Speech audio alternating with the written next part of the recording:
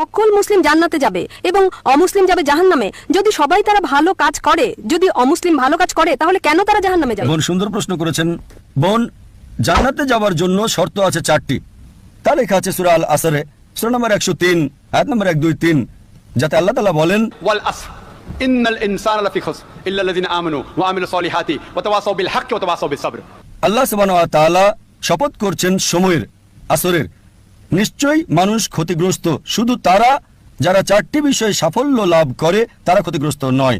আর সে 4টি বিষয় ঈমান, নেক আমল, মানুষকে সত্যের উপদেশ দেওয়া ও ধৈর্যের উপদেশ দেওয়া। জান্নাতে যেতে হলে সূরা আল আসর অনুযায়ী 4টি বিষয় জরুরি: ঈমান, নেক আমল, যেমনটা আপনি বলেছেন, ওয়া তাওয়াসাউ বিল হক, মানুষকে সত্যের পথে ডাকা, ওয়া তাওয়াসাউ বিস সাবর, মানুষকে ধৈর্যের উপদেশ দেওয়া। 4টি বিষয় হচ্ছে জরুরি। এই 4টি বিষয়ের মধ্যে যদি একটিও বাদ চলে যায়, বিদ্যমান না থাকে, যদি আপনি একটি বিষয় ফেল করে থাকেন, আপনি জান্নাতে যেতে পারবেন না।